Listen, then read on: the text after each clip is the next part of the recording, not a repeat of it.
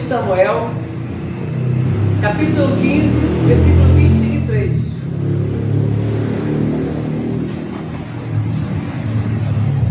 Primeiro Samuel 15, 23.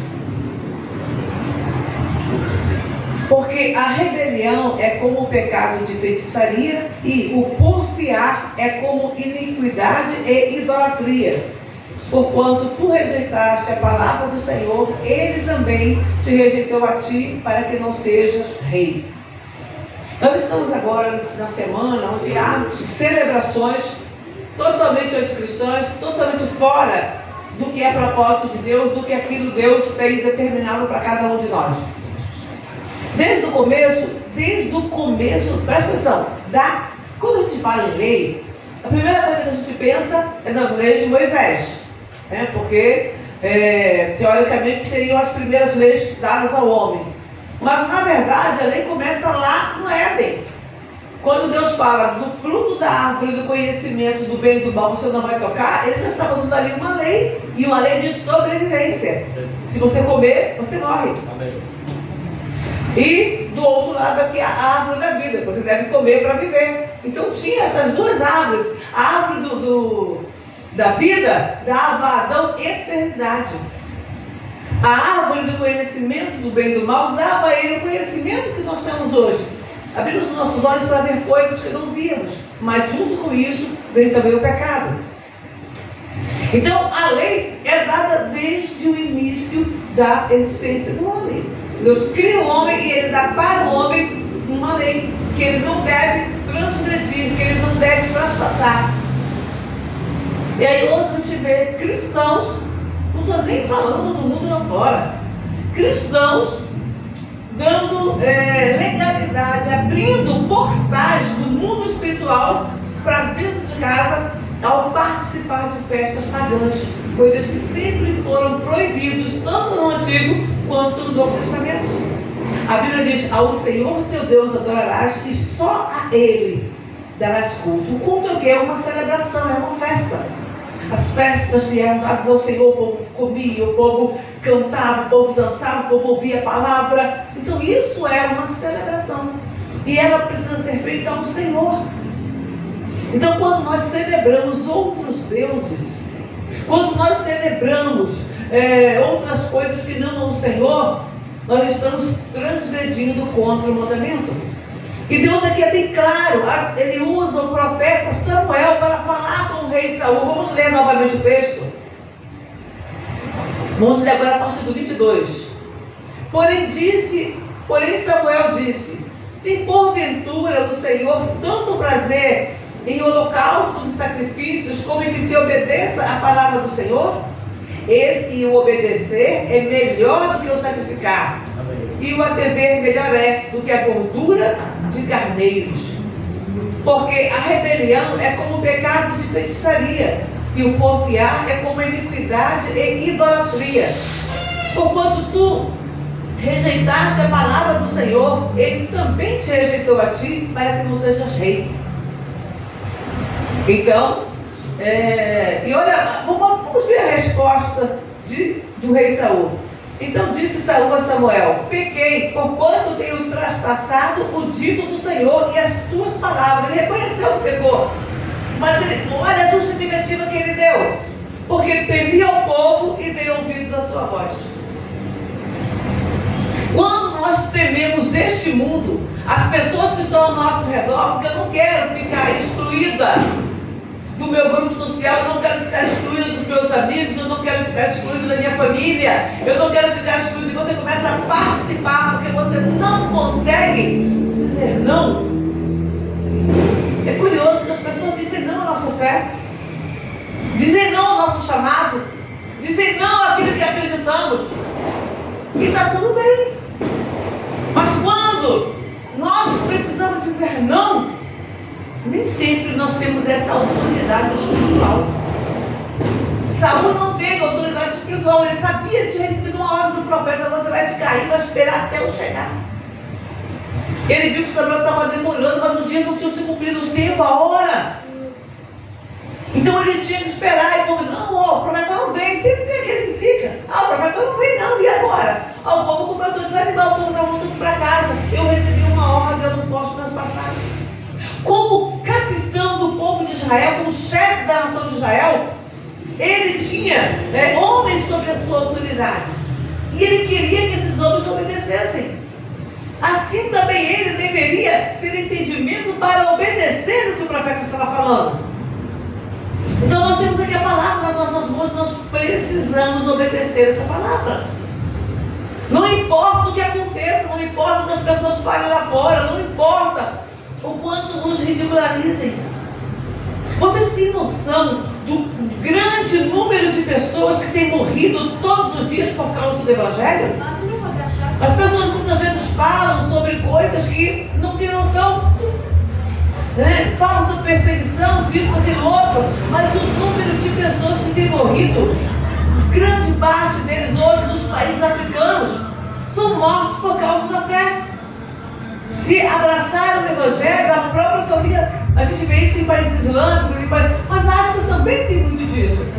Então tem muita gente, se você pesquisar, não sai na grande mídia, porque a grande mídia não está interessada nisso, em proteger os cristãos. Então, falam muito de algumas guerras, falam muito de alguns países, mas não falam tudo. Se você for pesquisar, quantas pessoas estão sendo mortas, os pastores, todos os líderes, a igreja inteira, a família inteira é morta, é assassinada por causa do Evangelho.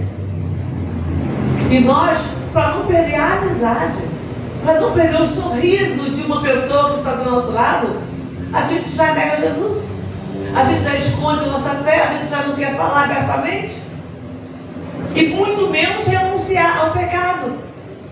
Então a gente tem que aprender a dizer não, disso eu não participo, dessa conversa eu não quero. Vai ser zombado, vai ser escarnecido. Crentes, pessoas que se dizem crentes, que são da família, vão zombar de você, não tem problema. Você tem que saber quem você é em Cristo. Então, veja bem, se eu não sei dizer não a uma festa mundana e diabólica, não é só mundana, tem festa que é mundana só, que a pessoa está lá, fazendo aquela arruaça com os amigos e tudo, às vezes até alguém extrapola, bebe demais, faz alguma coisa, tem uma conversa fora daquilo que deveria, e já é difícil. Agora a pessoa vai se unir ainda a pessoas que estão celebrando o inferno, que estão celebrando bruxas.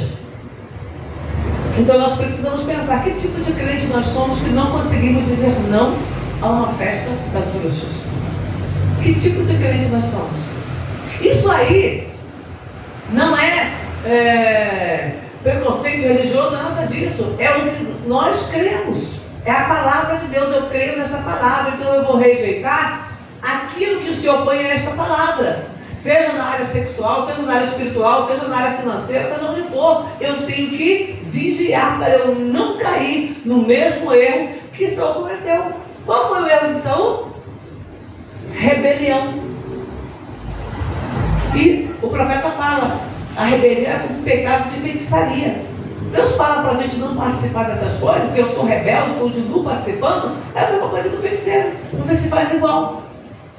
E nem todo mundo tem esse discernimento, tem esse entendimento. Então, tem coisas que a gente pode participar. Por exemplo, no mesmo dia, há uma celebração muito importante, que é a Reforma Protestante. O que é a Reforma Protestante? Porque, em tese, não seríamos protestantes, nós somos pentecostais ou neopentecostais. Mas tudo isso, nós tivemos essa liberdade para professar nossa fé através da Reforma Protestante. O que significa a Reforma Protestante? Ela foi chamada assim porque padres se rebelaram, estavam protestando contra as doutrinas católicas, em especial a doutrina das indulgências. Eram muitas, eram várias situações, mas a principal, que foi o estopim, foi a venda das indulgências. O que era a indulgência? Era um valor que se pagava para que as almas saíssem do purgatório. E se paga. Podemos falar que se paga, porque as pessoas continuam pagando a missa para orar pelo defunto. Então, de uma certa forma, a indulgência continua em vigor. Não no mesmo, da mesma forma que era antes, mas as pessoas pagam para celebrar uma missa para aquela alma que morreu, paga no 7º dia, paga em 30 dias, paga depois com o ano, paga com 7 anos, ou para orar por aquela alma que morreu. Ou seja, eu estou pagando para que uma pessoa que morreu muitas vezes numa vida totalmente errada, para que ela vá para o céu. Ela rejeitou Jesus em vida, mas eu vou pagar para ela ir para o céu, como se o céu fosse comprado. Então nós precisamos tomar cuidado. Nem tudo que a gente vê está dentro das Escrituras. Por isso que eu falo aqui e eu não vou me cansar. O crente tem que ler a Bíblia toda. E depois de ler ela toda, continuar pesquisando, continuar lendo. Escolhe um livro, lê aquele livro, estuda ele, pega um outro livro, pega um assunto, pesquisa na Bíblia. O crente precisa ouvir a palavra sempre. Porque senão nós vamos ser enganados com aquilo que parece bonitinho nesse mundo.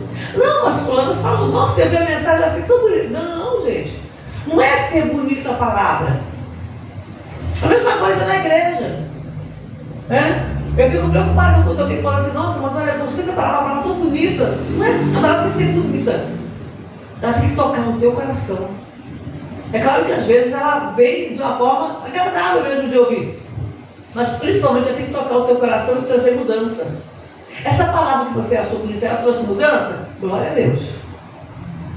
Glória a Deus. Mas é isso que a palavra tem que produzir. Olha, Deus falou através de você. Deus falou comigo hoje através da sua palavra.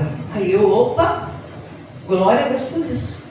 Porque Deus tem que falar ao coração da pessoa para operar uma mudança. Não é eu trazer a pessoa para o meu tipo de raciocínio. É eu mostrar à pessoa aquilo que Jesus falou para que dele opere a mudança. Para que ao ouvir a palavra, o Espírito, a pessoa se quebrante de tal maneira que o Espírito Santo encontre lugar para operar, encontre lugar para fazer uma mudança. Então, vamos lá.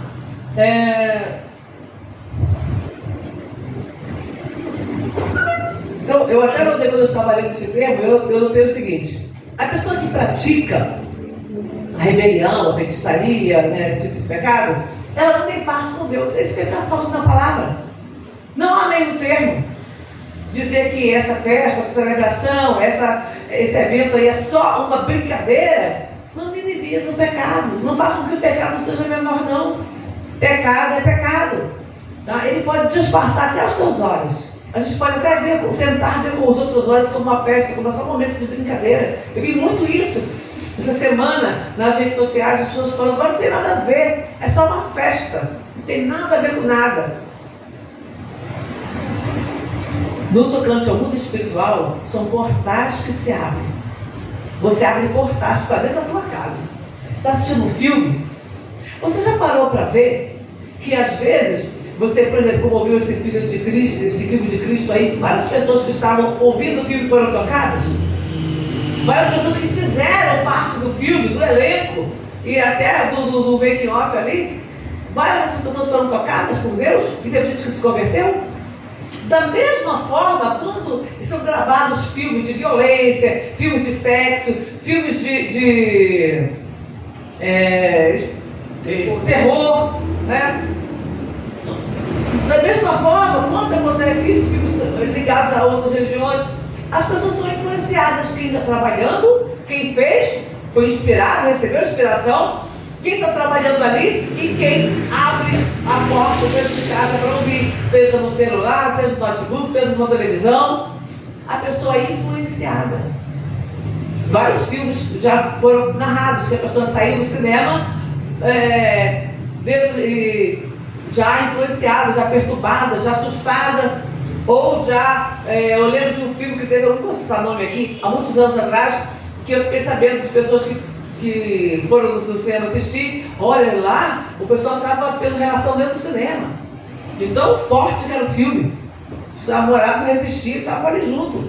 Então, olha como que as pessoas são influenciadas assim. É como um portal que você abre para o inferno, para participar das coisas dele. Não tem como você assistir um filme e Deus te toca. Né? A gente foi assistir alguns filmes aí, aquele filme agora recente, eu até fui no cinema, que é raro eu ir, mas eu quis ir no cinema, nós fomos lá para assistir esse filme Oi? A Forja. Gente, aquele filme toca o coração, né? De mostrar como a mãe orando pelo filho, clamando pelo filho, buscando, o filho não queria saber de nada. E Deus usou um outro homem que era um homem de Deus também para abraçar aquele rapaz, para dar uma oportunidade para ele, para discipulá-lo. E ele foi ali forjado na palavra, forjado no Espírito, e ele foi transformado. Você sai de lá motivado, você sai de lá com o desejo de orar pela sua família, de orar pela sua casa. Então, quando é espiritual das coisas de Deus, você recebe de Deus. Quando é espiritual das coisas malignas, você recebe do maligno também, e é induzido ao pecado. Pode até, logo depois, você orar, buscar Deus, você queira seguir ou não, eu vou orar e buscar Deus, mas você aumentou o nível de tentação na sua vida. Porque você começa a ser mais tentado naquela área em que você deu brecha. Então a gente tem que tomar cuidado. Porque o adversário, ele aproveita cada brecha que você dá. Tá? Então, quer escolher alguma coisa para a sua vida? Escolhe o que você deseja, o que você vai permitir. Porque aquilo que você permite no mundo espiritual na sua vida, você vai usufruir as consequências. Se eu abrir portais para o mundo espiritual maligno, eu vou ter que orar muito mais, eu vou ter que buscar muito mais, eu vou ter que lutar muito mais para preservar a minha fé.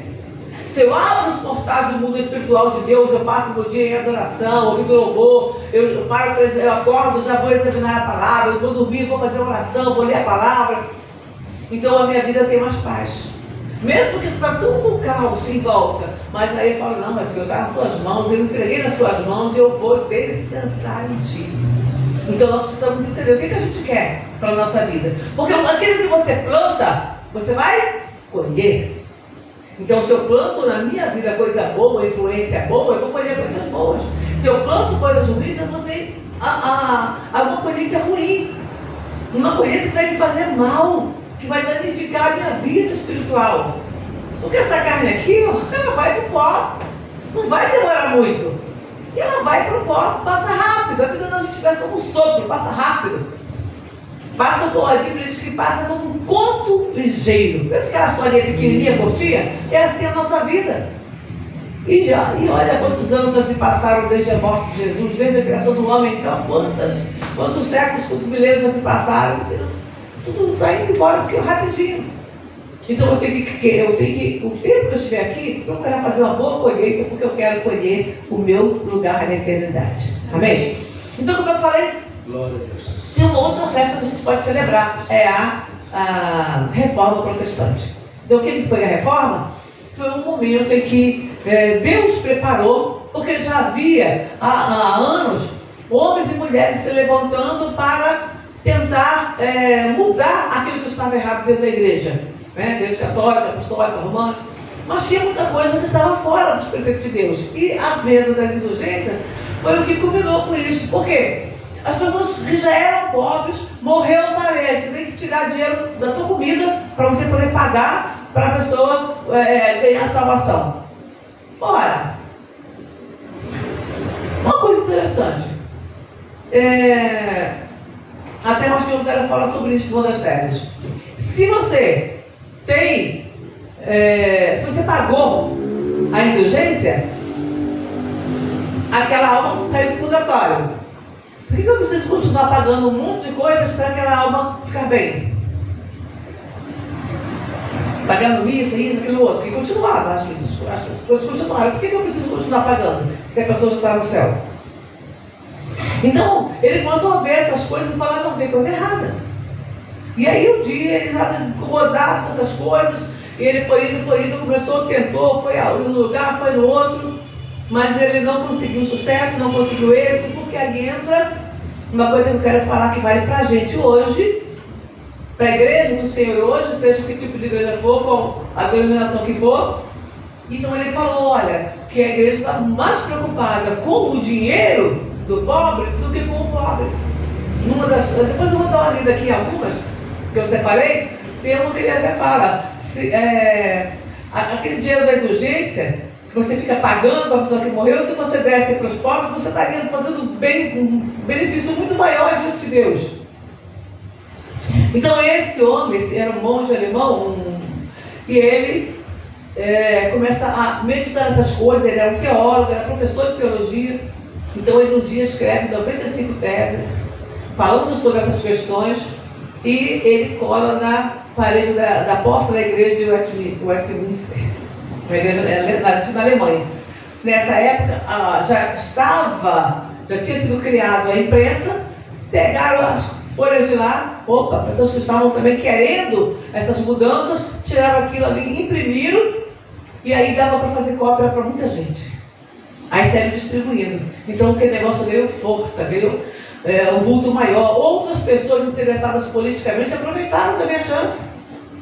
Só que infelizmente alguns falam que essa reforma foi simples, nos livros de história, e foi simplesmente por causa de dinheiro, e foi simplesmente por causa dos interesses políticos, na verdade. E isso estava junto, porque quando você vai fazer alguma coisa, pessoas que têm algum tipo de interesse, elas vão querer te ajudar. Como da mesma forma o cristianismo muitas vezes é perseguido por causa de interesse, outro tipo de interesse, inclusive que não se pregue sobre caráter, sobre bons costumes, sobre família. Então algumas pessoas se unem para pregar contra, para falar contra. Por quê? Porque não é interessante para eles. Eles querem viver a vida deles com largueza, fazer o que dá vontade. Então, houve sim essas situações, mas não eram a prioridade. A prioridade era aquelas pessoas que temiam a Deus e queriam viver de verdade. Amém, Senhor. Eles queriam mesmo mudança. Eles queriam viver o Evangelho. Tanto que quando Martinho Lutero consegue, depois ele é raptado até, porque ele já tinham preparado a emboscada para matá-lo, aí o príncipe descobre, lá o príncipe da Alemanha, não lembro o nome, e ele é raptado, levado para o castelo, e ele fica ali muitos anos. E ali ele copia todo o Novo Testamento para o alemão. Olha aí, que as pessoas não tinham acesso.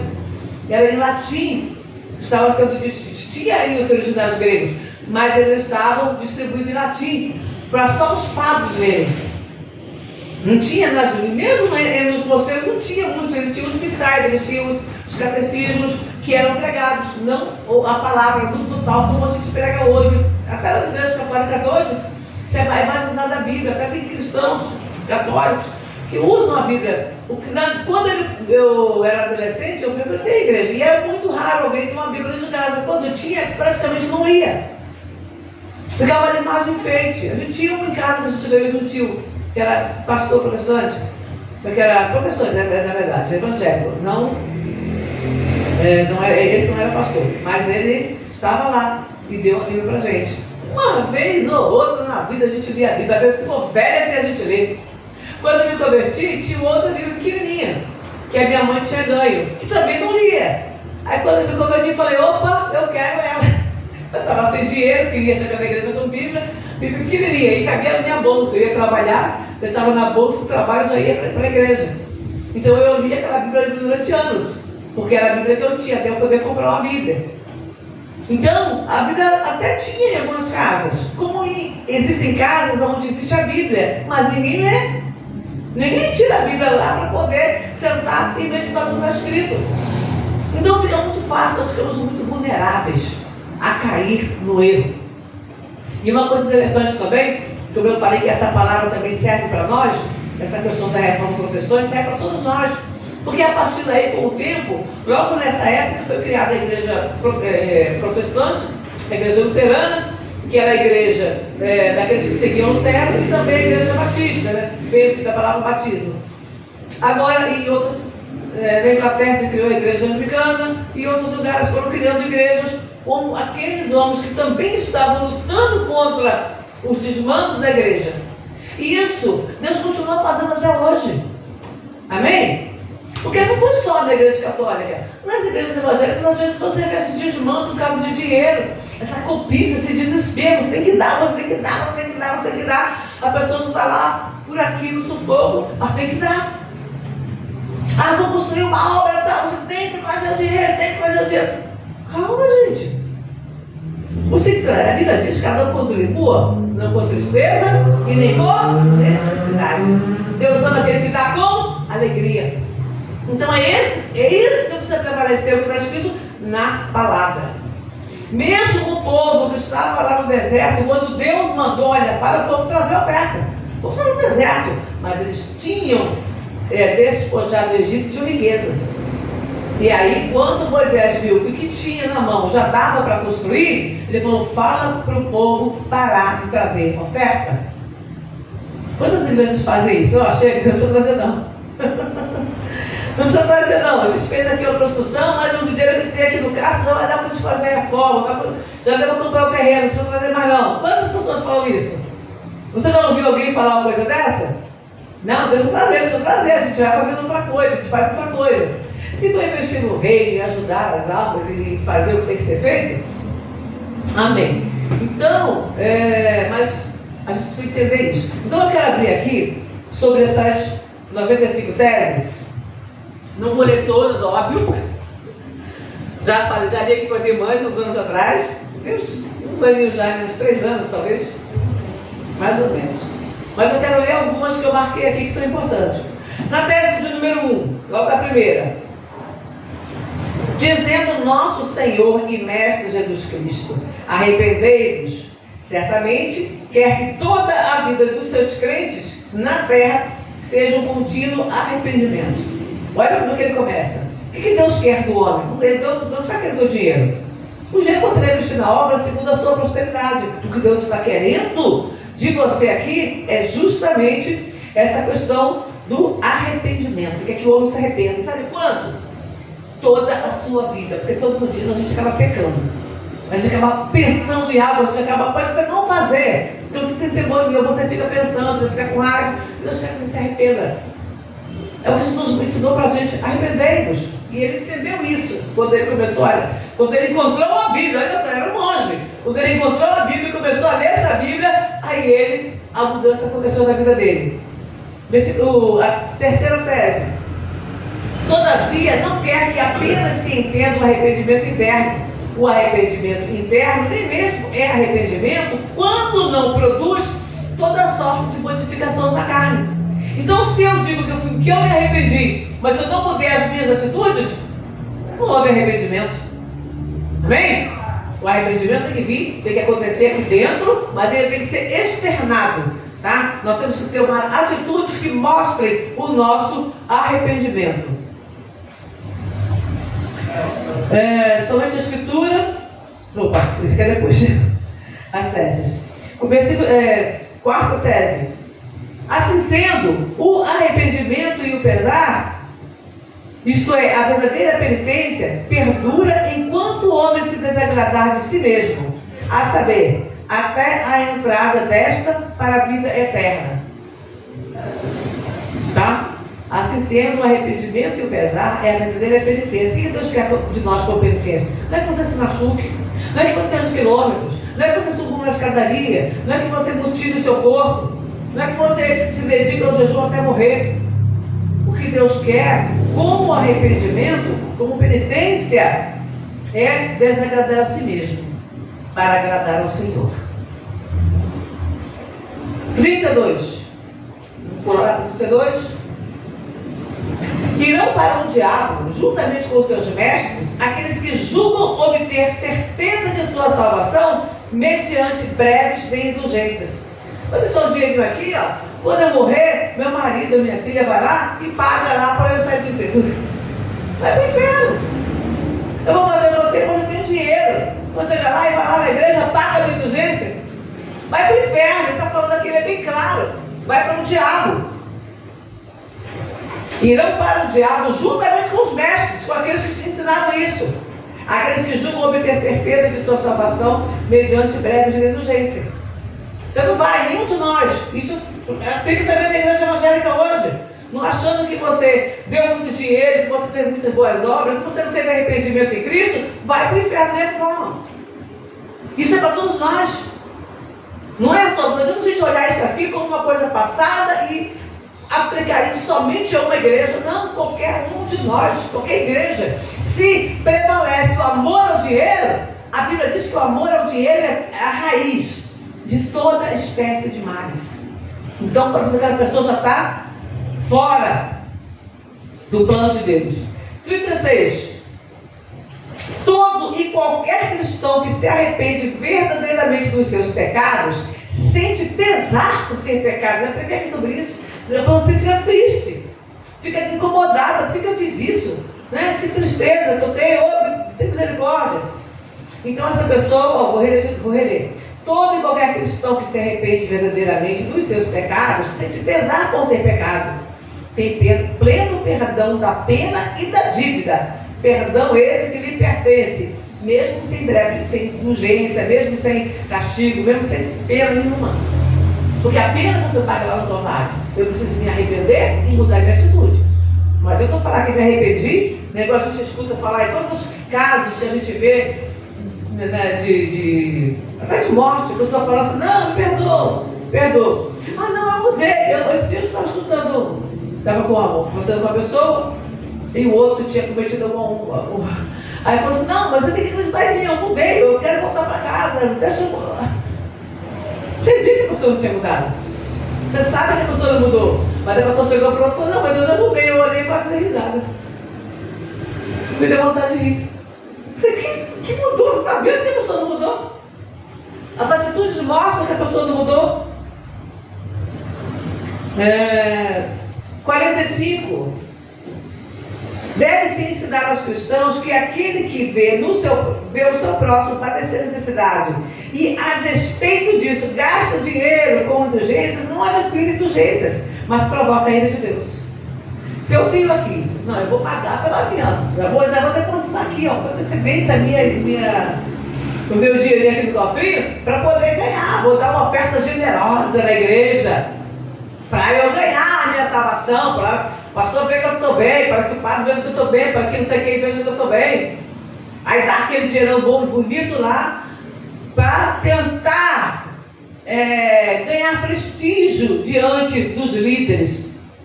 Mas, de repente, dentro de casa, a pessoa está passando necessidade e ele não cuida. Um irmão da igreja que ele sabe que está ali no sufoco, mas ele está preocupado em fazer uma coisa para ostentar, para mostrar que ele é bonzinho. Mas Deus não se compra com dinheiro. 48. Deve-se ensinar aos cristãos que o líder religioso precisa conceder mais indulgências, mas necessita de uma oração fervorosa do que dinheiro. Se o líder está mais preocupado com o teu dinheiro do que em pregar a palavra, ele precisa mais de oração do que do seu dinheiro. Que Deus tenha misericórdia de nós. 62. O verdadeiro tesouro da igreja é o santíssimo evangelho da glória e da graça de Deus. O verdadeiro tesouro da igreja não é quanto ela tem no caixa, não é o tamanho do tempo que ela tem, mas é o quê? O verdadeiro evangelho. Aquele que prega para salvar vidas, que mostra o pecado, que ensina o pecado, que fala para a pessoa que ela deve se apartar do pecado. É esse o verdadeiro evangelho. 63. Este tesouro, porém, é muito desprezado e odiado, porquanto faz com que os primeiros sejam os últimos. O verdadeiro evangelho ensina isso. Os primeiros serão os últimos. A pessoa não quer. A pessoa quer proeminência. Porque às vezes nós estamos aqui falando de líderes, mas isso vale para o líder e vale para o liderado. Às vezes o líder não está pedindo. Aqui é um caso, nós estamos falando na nossa igreja hoje, às vezes o líder nem está pedindo. Mas a pessoa chega lá com oferta generosa. Ô pastor, olha aqui, eu fiz um bom negócio aqui, eu tenho aqui uma oferta aqui. Ô pastor, olha por isso aqui, porque se eu orar por isso aqui. Uma vez a pessoa falou comigo, olha, se eu conseguir fazer esse negócio aqui, eu vou te dar um carro. Eu falei, Jesus, tá bom, me quebrou, eu não orei. Eu não tive força para orar por Deus. Eu falei, Jesus, eu falei, até começar, Jesus, o Senhor está vendo isso. Só se for coisa muito do Senhor mesmo, porque eu não consigo orar pensando que eu estou orando para ganhar dinheiro. A pessoa não conseguiu o negócio, eu não consegui, porque ela tem glória a Deus. Porque eu acho que se ficasse aquele caso, minha mãe ia ficar constrangida. Se a pessoa quer fazer alguma coisa, faça, mas não fala o que vai fazer por isso. Se vai pedir oração, peça oração, mas não me diga o que vai fazer. Porque aí você tira totalmente a minha motivação de orar. Porque eu me sinto como se eu estivesse barganhando com Deus. E eu sei que Deus não precisa de dinheiro. Então não existe barganha com Deus. 82. Eis um exemplo. Por que o líder religioso não tira de uma só vez todas as almas do purgatório? Motivo por santíssima caridade e em face de mais prementes necessidades das almas. Seria justíssimo motivo para tanto, quando em troca de vil dinheiro para a construção de uma catedral, livra-se um sem número de almas. Portanto, por motivo bastante insignificante, se eu tenho esse poder diante de Deus, de livrar uma alma do purgatório, de livrar uma alma do inferno, eu tenho que usar o meu poder para livrar a alma, independente se a pessoa tem dinheiro ou não para pagar.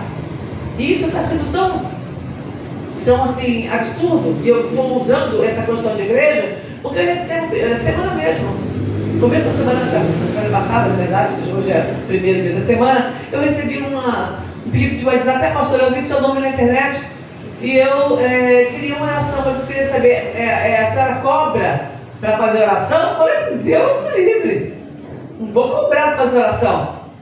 Aí eu posso contar a situação? Eu falei: pode. Eu contou a situação, conversei, orei. Como é que eu vou cobrar? E gente, muita gente já me perguntou isso. Sinal que tem gente cobrando. Porque ninguém ia te perguntar assim de graça: você cobra para receber? Qualquer igreja católica, evangélica, são de portas abertas. A pessoa chega, recebe oração e a gente ora pelas pessoas. Ninguém vai falar: você paga primeiro, passa ali no caixa primeiro, porque eu vou orar por você. Ninguém fala isso. Qualquer igreja, independente, você vai lá no culto, você recebe oração. Agora, atendimento pastoral e particular é a mesma coisa, ou tem que ser a mesma coisa. Tanto não importa se eu paro aqui para ir no gabinete, eu não sou, mesmo que eu seja psicóloga formada, eu posso, se eu estou atendendo no gabinete pastoral, não é para cobrar. Se eu for atender no consultório é outra coisa, mas no gabinete não. O gabinete ali é para quem quer buscar de Deus uma bênção. Ali a gente vai falar de Jesus. Então, isso é muita gente. Desde 2016 que eu tenho o telefone no site para atendimento pastoral. Eu não tenho como dizer o número de pessoas que já me perguntaram previamente: a senhora cobra para fazer oração? Então tem muita gente por aí cobrando para fazer oração. Às vezes a gente fala aqui das indulgências, fala da igreja, mas isso acontece hoje. Quando um líder religioso, não vou nem falar um pastor, porque aí está deturpando o chamado de homens e mulheres de Deus que trabalham fielmente. Então, quando um líder religioso ele começa a cobrar, e você nem sabe, você não sabe quem é. Alguns você tem a rede, no caso eu tenho o meu canal lá, que eu posto as mensagens, a pessoa está vendo. Mas tem gente que você nem sabe quem é, e você vai colocar lá, você vai consultar, e de repente é um charlatão. Está cobrando para orar, para ensinar, para orientar, é charlatão. Então nós precisamos ter entendimento, tá, do que é o Evangelho e do quanto se lutou, porque olha, para que essa reforma acontecesse, para que houvesse essa libertação, e as pessoas pudessem viver o Evangelho sem ser martirizados, milhares de pessoas morreram. Principalmente ali na região da Europa, onde começa esse avivamento. Milhares de pessoas morreram. Foram guerras sangrentas, que durou anos. E até hoje, na verdade, os cristãos verdadeiros, para professar a verdade do Evangelho, estão morrendo. E é muita gente, e não se fala sobre isso. Eu não quis trazer aqui números, nada, não quis falar disso, porque não é o teor da palavra, mas continua morrendo. Então, se tem gente morrendo por amor ao Evangelho, o que a gente está fazendo aqui, gente? A gente não consegue dizer não para uma festa, a gente não consegue dizer não para um pecado, para uma reunião que você sabe que é promíscua, a gente não consegue dizer não para isso. O que a gente está fazendo aqui? Mas a família toda vai, a família toda. Mas eu quero ir para o céu. Eu quero ir para o céu. Então você tem que ver. Durante um tempo, eu não participei de festas de família. Mas falo de uma coisa ou outra, mas eu deixei de participar de algumas festas, porque eu precisava me aperfeiçoar na fé. Precisava ler um pouco mais a palavra, conhecer a palavra, para que eu pudesse saber exatamente como me conduzir, como me comportar sem entrar no pecado.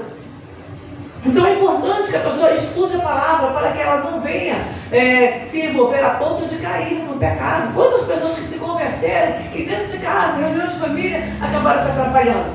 Então eu não estou dizendo que você não deva participar de reunião de família, muito pelo contrário, você precisa estar lá para mostrar quem é Jesus, para mostrar como é a vida de um homem e de uma mulher que foi transformado. Então mesmo que você não fale de Jesus, sua conduta, o seu não isso, não aquilo, vai mostrar quem você é. Agora, para isso, você tem que ter estrutura espiritual. Você tem que ter conhecimento da Bíblia para que você não erre. Posso mais dois aqui, eu li 82. 83. Outros sim, porque continuam as exéquias e missas de ano, o sufrágio das almas dos defuntos, e não se devolve o dinheiro recebido para o mesmo fim, ou não se permite aos doadores que busquem de novo os benefícios ou pretendem oferecidos em favor dos mortos, visto ser justo continuar rezando pelos já resgatados. Se a pessoa já foi resgatada, eu já paguei a indulgência, por que eu vou continuar todo ano fazendo missa e rezando e pagando se a pessoa já foi resgatada? É injusto. 8,16. Ainda que o líder religioso, cuja fortuna hoje é mais principesca do que a de qualquer credo, não prefere edificar a catedral de seu próprio bolso em vez de fazer com o dinheiro dos fiéis pobres. Tem gente que tem dinheiro, mas a gente não tem, então eu não posso sobrecarregar a igreja de Deus. Amém? A gente tem que entender isso. É fácil, não é? É uma mensagem que você tem que parar e pensar.